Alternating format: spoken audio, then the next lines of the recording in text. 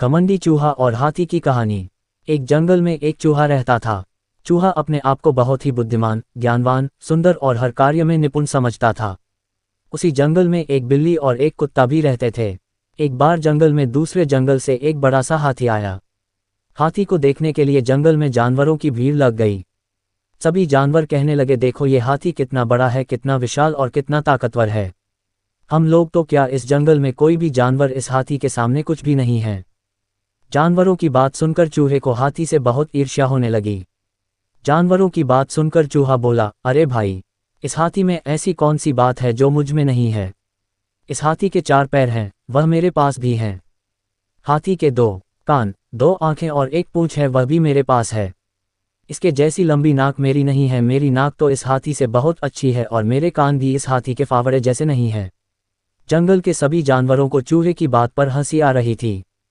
जानवरों के झुंड में एक बिल्ली भी थी। चूहे को देखकर बिल्ली के मुंह में पानी आ गया।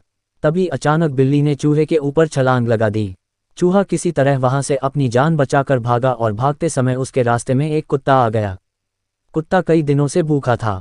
अचानक अपने सामने चूहे को देख कुत्ते की भूख कई गुना बढ़ गई। कुत्ते को देखकर बिल्ली तो भाग गई, किंतु कुत्ता चूहे के पीछे पड़ गया। कुत्ता ने चूहे पर झपट्टा मारा, किंतु किस्मत से चूहा कुत्ते के पंजे से बच गया। भागते भागते चूहा हाथी के सामने पहुंच गया।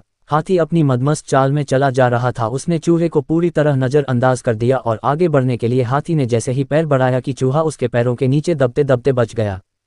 अब तक चूहे की पूरी हेकड़ी निकल चुकी थी। वह बुरी तरह घबराया और डरा हुआ था। उसे अपनी औकात समझ में आ गई।